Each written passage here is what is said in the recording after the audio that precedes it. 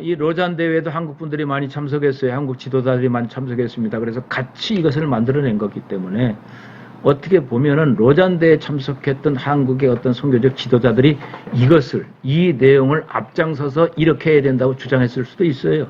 뭐 제가 보지는 못했습니다만은. 그러면서 거짓 그리스도들과 거짓 선지자들이 일어나리라는 주님의 경고를 기억하라. 인간이 땅 위에 유토피아를 건설할 수 있다는 견해를 거부한다. 지금 뭐 2035년, 2050년 유엔 보고서 보면 인간이 사람을 만들 가능성이 있다 그러잖아요. 하나님께서 그의 나라를 완성시킬 것이며 우리는 그 날을 간절히 고대하며 또한 그의 의가 거하고 하나님께서 영원히 다스리실 새 하늘과 새 땅을 간절히 고대한다 하고 재림에 대한 확실한 신앙 고백을 바로 로잔 회의에서 결의한 거죠. 로잔 언약은 인간의 생활을 전부 지배하시는 하나님의 권위에 즐거운 마음으로 순종하면서 그를 섬기고 인간에게 봉사하는 일에 재헌신한다 하는 걸로 해서 헌신서약을 끝을 맺게 됩니다. 로잔 2 이제 마닐라 대회죠.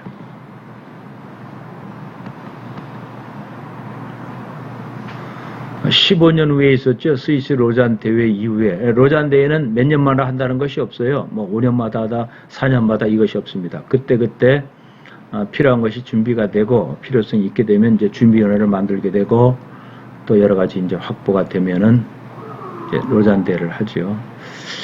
지금 한국이 아마 원래는 내년이나 내후년에 한국에서 로잔 포대회를 하는 걸로 추진을 지금 하고 있어요. 그래서 뭐 사랑의 교회나 온누리 교회나 관계되는 분들하고 로잔 관계되는 분들하고 어느 정도 지금 대화가 된 걸로 알고 있어요. 한국에서 로잔을 한다는 이야기죠. 스위스 로잔에서 했고 마닐라에서 했고 남아공에서 했고 그다음에 한국 서울에서 로잔 포를 한다 하는 것이 지금 진행되고 있습니다. 로잔 2예요. 74년도에 이제 로잔이 있었고 75년도에 이제 아프리카 케냐 나이지리아 대회가 있었고 76년 홍콩 대회가 있었고 77년에 인도와 그러니까 이런 로잔 74대의 연장선상에서 이제 75, 76, 77 이런 것이 계속 이어지는 거예요. 노르웨이, 말레이시아, 싱가포르 대회가 있었고 남미 베네수엘라가 있었고 그러니까 80년도에 중미 과테말라 대회에서 아메리칸 인디언들의 보고마 대회가 있었고 캔사스시에서 미국을 위한 전도대회가 라이지아 노르웨이에서 세계 보고마 대회가 있었고 다 연장성입니다. 이거 쭉 연장성. 그러니까 지금 76년에 홍콩 대회가 있었다, 77년에 인도 대회가 있었다, 남미 베네수엘라가 있었다면 그 뿌리가 로잔이구나 하는 것을 우리가 알아야 돼요. 82년에 중미 파나바에서 또 미국 미시건주에서 있었고 83년에는 브라질 전도대회가 이제 유대인 전도로 해서 있었죠. 84년에 나오지 않습니까? 우리 했지 않습니까? 한국 서울에서 세계복음화를 위한 기도회가 있었다. 84 엑스포 85 연관되는 거죠.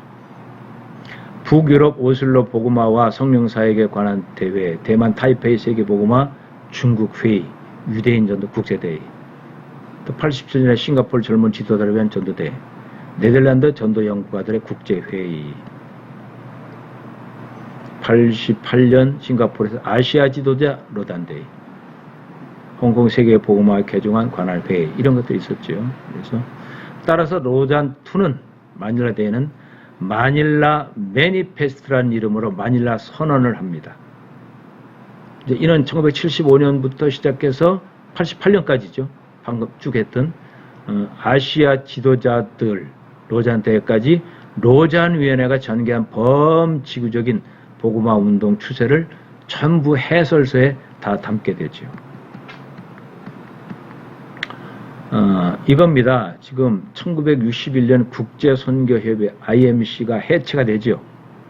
해체가 되면서 WCC에 병합된 후에 WCC와 IMC에서 갈라져 나온 복음주의 선교 진영에서 휘튼 대회를 선언하고 또 독일 대회도 하죠. 이것을 전 세계에 확장시켜온 세계 복음주의 교회들의 세계 선교를 위한 사반세기 동안의 소리를 집도성한 거다. 로잔 운동은 지난 40년 동안 범세계적인 복음주의 교회들 간의 전도와 선교에 관한 새로운 지도력 확립 운동이고 세계 복음주의자 그들 간의 전도를 위한 협력을 주동한 운동이었다. 마닐라 매니페스토는 로잔 1 세계 복음화 대회를 위한 국제회의가 채택한 로잔 언약의 실천을 위한 지침서면서 또한 전도와 선교에 대한 성경적 신학적 해설이고 한편으로는 전략문서라고 볼 수 있다. 그러니까 로잔 1 대회를 구체적으로 15년 후에 구체적으로 이것을 전략화한 문서라고 할 수도 있다. 뭐 그런 내용이 포함됐죠.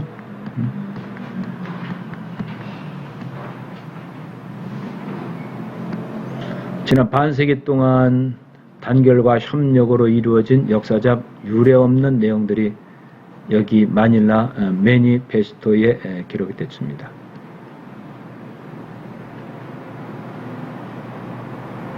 복음주의 세력의 일치와 단결과 협력을 복음전도 접촉의 넓은 다양성의 축복이라고 마닐라 대회에서 토마스 왕 또 사무총장이 된 휴스턴이 고백을 하죠. 로잔 운동 사무총장이에요. 복음주의 진영이 때로는 교회적 고립 집단이었음을 고백한다. 일리가 있죠. 우리는 그 속에서 탈출해서 나와야 된다. 교회가 성경보다는 문화의 노예 노릇을 했다. 교회가 성경보다는 문화의 노예 노릇을 했다. 그리고 개인주의는 물론 중복주의도 죄다.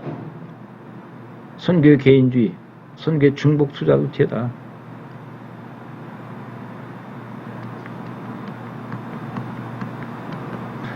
톰 휴스턴의 사무총장 말과 같이 로잔 운동이 발표한 마닐라 매니페스토는 지난날의 복음주의자들의 교파주의와 고립주의, 중복주의죠. 교파주의, 고립주의, 중복주의를 청산하고 다양성에 대한 보다 폭넓은 포용력을 강조한 것이 사실이죠. 그럼에도 불구하고 마닐라에서 보여준 대회의 진행은 실상은 지나치게 현대 세속적 삶의 방식을 수용하고 모방한 것으로 보여지고 복음주의자들의 경건과 성경 중심의 흐트러진 모습을 보여준 것 같은 많은 신학자들과 교회 지도자들의 눈에 크게 거슬리는 것들이 있었다. 그러니까 로잔 1과 로잔 2는 달라진 거예요. 로잔 1은 얼마나 성경적이었습니까? 그런데 여기서 막 100몇 개가 나오다 보니까 구체화하는 과정 속에서 세속적인 삶, 모방적인 것, 중복주의 뭐 이런 것들이 계속 나왔던 거죠.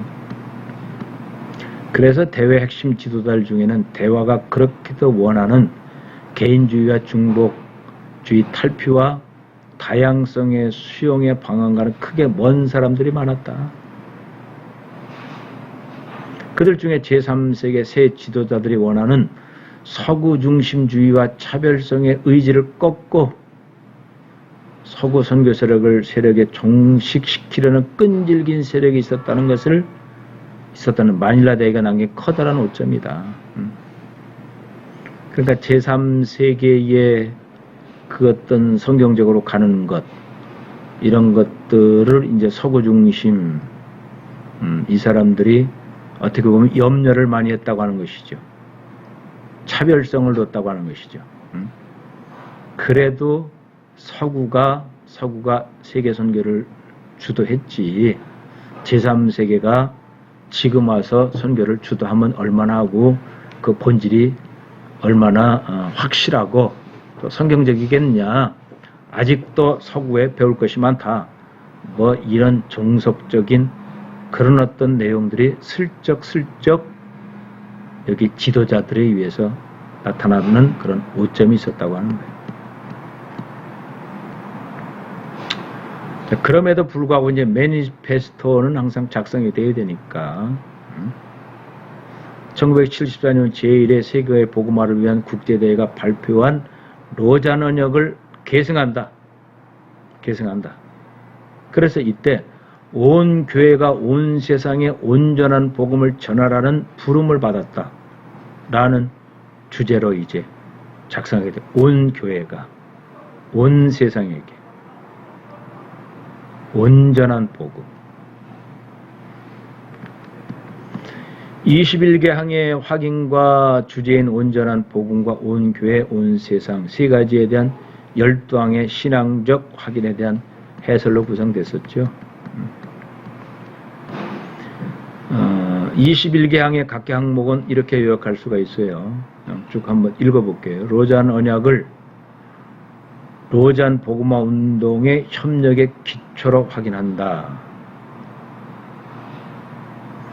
선교의 신구약 성경적 원리와 준수를 위한 약속을 고백한다. 성경적 복음의 선포와 변호, 구체적 실현을 위한 약속을 고백한다. 인간의 범죄와 타락으로 인하여 모든 인간이 멸망할 존재임을 우선적으로 아는 것이 복음의 이해의 필수적 진리라고 하는 고백을 확인했다. 또 부활과 재림과 심판자이심에 대한 신앙을 확인하고 예수 그리스도의 성육신과 대속적 죽음과 이신득의 신앙 고백을 확인하죠. 7번째부터 시작해서 9번째까지는 WCC 에큐메니컬 선교 이론에 대한 복음주의 계통 교회의 입장을 내놓는 거예요. 우리는 다르다 이야기하고 7, 8, 9가 중요합니다. 다른 종교들이 하나님께로 가는 또 다른 길이라고 하는 주장을 거부하고 그리스도만이 유일한 구원의 길이라고 하는 신앙 고백을 확인했다. 1974년에요, 이게. 사회 정의와 인권과 가난한 자에 대한 그리스도인의 실천적 사랑의 중요성을 확인한다. 정의와 평화와 선포와 구조적 악과 불의를 고발하는 예언자적 증거의 중요성도 확인을 했다. 그러고 다시 이제 10번과 11번째는 성령에 대한 신앙 고백이죠. 로잔월과 똑같은 내용이에요. 전도에 있어서 성령의 역사 없이는 중생과 새로운 삶이 불가능하다. 전도는 영적 사업입니다. 그러므로 영적 무기인 기도로 성령의 능력을 받아 말씀을 전파해야 하며 세상을 이기신 그리스도의 승리에 동참할 수 있다고 하는 믿음을 확인했다. 그래서 12번째부터 16번째까지는 모든 교회, 모든 그리스도인이 복음 전파에 동참하여야 한다는 사도들의 가르침을 증거, 성경적 증거, 초대교회 그 메시지라는 거죠. 하나님께서 모든 교회와 모든 그리스도인들에게 그리스도를 온 세상에 알리도록 명하셨기에 평신도나 성직자 모두가 전도에 동원되고 훈련되어야 한다. 요거를 이제 선교로 바꾼 거지요. 그래서 그리스도인은, 세례받은 사람은, 교인은 다 선교적 사명이 있다. 전도적 사명이 있다.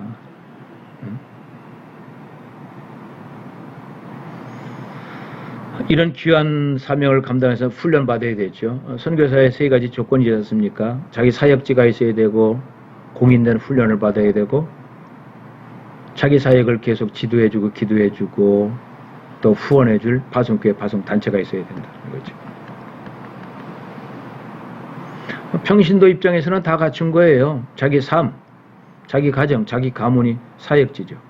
자기가 소속된 자기 교회가 파송교회죠. 다만 이제 훈련을 받아야 되겠죠. 어떤 형태로든지 공인된 훈련을 받아야 된다. 이것이 이제 합동측 같은 경우는 LMTC라고 그래서 교단에서 하는 평신도 훈련이고 우리 대신교단도 평신도 훈련이 있어요. 이제 이런 훈련이 없는 장로교단이 있었기 때문에 한국장로교총연합회에서는 한장총 평신도 훈련원을 만들었죠. 초대 훈련원장이 전호진 박사였고 제가 2대 훈련원장으로서 한 7년 동안 훈련원을 섬겼던 것이 기억이 납니다. 인종과 계층, 성을 초월하여 성도의 교제를 나누는 것이 그리스도의 지체된 교회와 그리스도의 임무임을 고백하고 복음 전도를 위하여 모든 백성에게 성령의 은사를 주셨으므로 모두가 함께 동역해야 한다. 그러니까 이런 어떤 매니페스토라든지 이런 메시지를 쭉 보면은 어떻게 보면 설교를 듣는 것도 같기도 하고 또 성경을 읽는 것 같기도 하고 어떤 선교에 대한 강해서를 읽는 것 같기도 하고 그런 느낌이 들지 않습니까? 영화 자체 하나하나가 다 성경적이고 선교적이고 복음적이고 거룩한 목표도 있잖아요. 복음 전파는 성결과 사랑으로 실천하지 않으면 그 전도가 신빙성을 잃어버리게 된다. 그러니까 신뢰와 신빙, 복음 전파는 선교는 성결과 사랑으로 실천하지 않으면 전도의 복음의 신빙성을 잃어버리게 된다는 거죠. 그래서 모든 교회와 그리스도인들이 먼저 지역사회에서 복음 전도의 봉사에 힘써야 돼. 봉사에 힘써. 그러니까 성결과 사랑에 힘써야 된다는 얘기죠. 이 내용도 중요합니다. 17번째부터 27번째까지는 선교 전략에 대한 이제 연구와 개발, 협력, 또 긴급성을 하는 거죠. 이제 16번째까지는 성경적 관점이에요. 이제는 실질적으로 보자고 하는 거예요. 그런데 이제 주로 이제 17번부터 시작해서 21번째 이 분야를 주로 강조하는 현대 어떤 선교대회 경향이 있다는 얘기죠. 교회와 선교단체의 모든 기독교 기관들이 전도와 사회에 참여해 있어서 경쟁과 중복을 피하고 상호 협력에 힘써야 할 필요성이 있다. 선교 전략 개발을 위하여 사회 구조와 가치관 등 세계를 연구해야 할 책임이 있다. 지역 연구도 해야 되고 전략도 연구를 해야 되고 연구할 게 많죠. 문화 연구도 해야 되고 그러나 최종 해석은 성경에서 해석하라는 거죠. AD 2000년까지 남은 10년 동안 미전도 종족에 대한 복음화를 통하여 선교의 과업을 위한 헌신과 결단을 촉구했다. 여기에서 바로 랄프 윈터가 미전도 종족이라고 하는 개념이 여기서 나온 거지. 물론 랄프 윈터 개념 이전에 이제 저쪽 남미에서 성경을 번역했던 그런 어떤 선교 단체, 맥가브런의 종족 이론, 이런 이론이 이제 포함돼서 랄프 윈터가 정리를 한 거죠. 복음을 위하여 박해받는 사람들과 연대와 전도가 받을 고난의 가능성에 비할 것과 모든 지역에서 종교적 정치의 자유를 위하여 일할 것을 약속하고 다시 이제 나오는 거죠. 마지막으로 온 세상에 온전한 복음을 전하라고 온 교회를 부르셨음을 고백하고 주께서 다시 오실 때까지 신실하고 긴급하게 희생적으로 복음을 전파하겠다고 하는 결의를 확인했다. 그러면 복음주의 계통 선교 대회에서 즉 로잔 1, 2에서 이것을 결의했다고 하면 이것이 사실은 교단의 선교 전략에 대해야 되고 한국교회 선교 전략에 대해야 되고 한국교단과 또 한국에 있는 선교단체의 선교 전략이 된다고 하면 자연적으로 이것이 해당 교회, 노회, 총회의 선교의 구체화된 목회적 선교, 선교적 목회가 돼야 되는 거죠.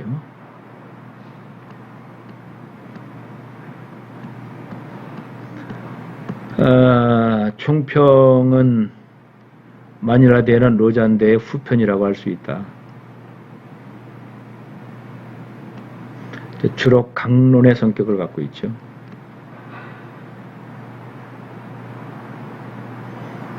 선언문이라기보다는 온 교회가 온 세상에 온전한 복음을 전파하라고 부르신다고 하는 해설이죠.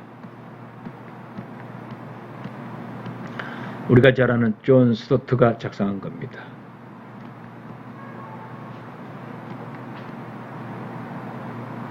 그래서 존 스토트가 작성했기 때문에 이런 내용이 나온 거예요. 이 두 문헌은 기독교 기초를 풀어 가르치는 교재, 아까도 얘기했지 않습니까? 웨스트민스터 소요리 문답, 해설한 웨스트민스터 신앙고백처럼 성경의 전반의 요소들을 이용하면서 만들어진 교회의 전도 지침서와 같은 문서였다.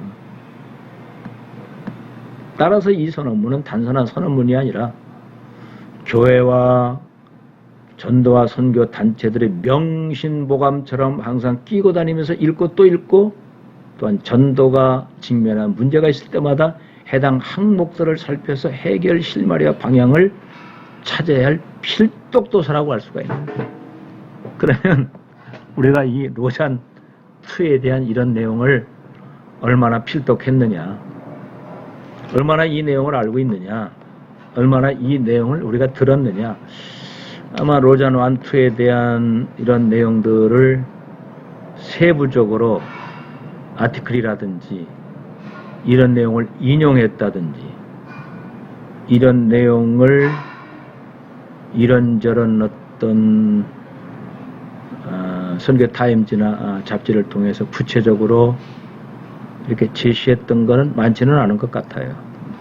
그러니까 지금 여러분 THM 과정이라고 하는 것은 대단히 수준 높은 어떤 선교의 지침서를 우리는 지금 공부하고 있는 거죠. 마닐라 매니페스토에서 특별히 두드러진 것은 WCC 에큐메니컬 선교의 이론과 전략을 넓게 포용하고 있다는 사실이다. 그것들이 지향하는 위험성을 적시하고 경고하면서도 그 이론의 근저는 긍정하고 복음주의자들의 그것을 간과하거나 경히 여기거나 무시하고 무감각하였음을 회개한다고 하는 표현은 주목. 그러니까 WCC가 하는 어떤 그 세상 구원, 사회 구원, 이것을 부정한다고 하는 건 아니에요. 그 절대 왜? 세상이 우리의 복음의 대상이기 때문에 절대 부정하는 거 아니에요. 다만 본질, 우선권이 다르다는 얘기지요. 생명을 구원하는 일, 잃어버린 백성을 찾는 일, 복음화시키는 일, 그거는 부정한다는 게 아니에요. 그거 다 인정한다. 그러기 위해서 떡도 필요하고 NGO도 필요하고 문화적 조건도 필요하다. 인정한다고 하는 거 인정한다. 어떤 이원론적이 아니라고 하는 거예요. 그러나 우리가 이것이 출발점은 교회가 돼야 되고 또 성령의 인도함을 받아, 성령의 인도함이죠. 어떤 단체와 어떤 조직의 그들의 전략, 또 어떤 정치나 정부들의 어떤 그들의 어떤 방향, 거기에 초점을 맞추는 것이 아니라고 하는 거지요.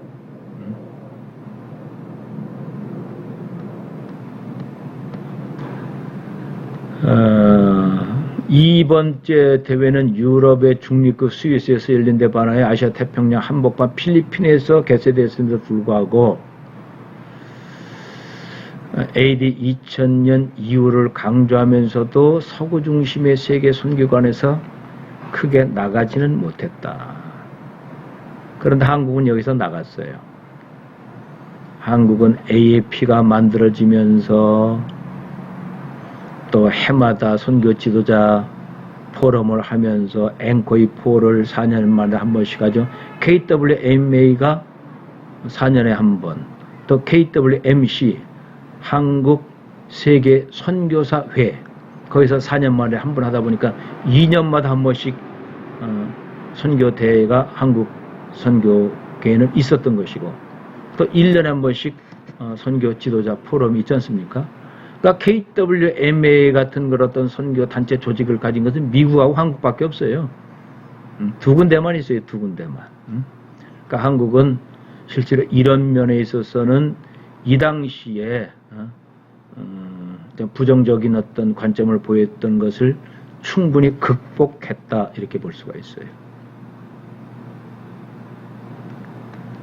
제3세계 선교사 수의 증가에 대한 한 줄기의 언급이 있기는 하지만은 1900년도 들었으면서 제3세계 선교 세력이 세계 선교 주력으로 등장하게 되는 데 대한 서구 선교의 악기에 대해서는 한치 앞도 내다보지 못한 선언문이 큰 약점이었었다.